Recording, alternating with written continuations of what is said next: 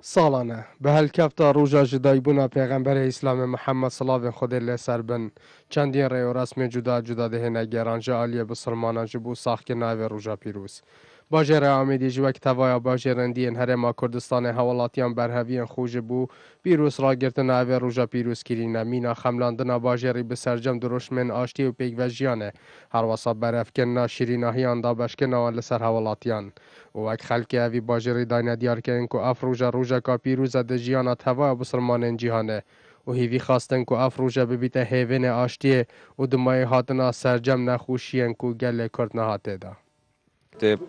بونا پیغمبر ما علیه افضل الصلاة والسلام برای همین پیغمبر هم به روزل همین بسلمان جهان تای بعدی بسلمان کردستان پیروز کرد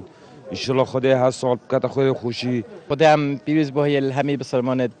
جهانت کین و یت کردستانه و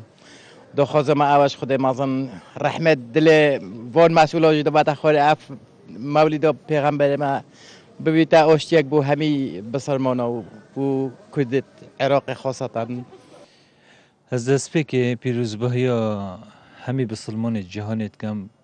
و ایشالا اف سالت بهن سالت خوشی بن و سلامتی بن سر همی بسلمانا اف نخوشی سر من همی داب برن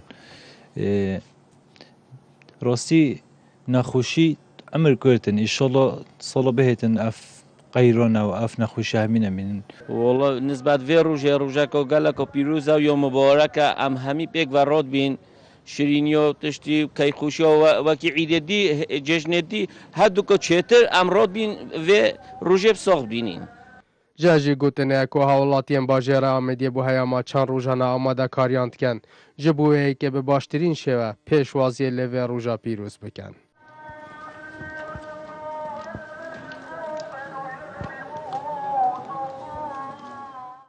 اسام عبدالرحمن کانال بادینان ساد آمیدیه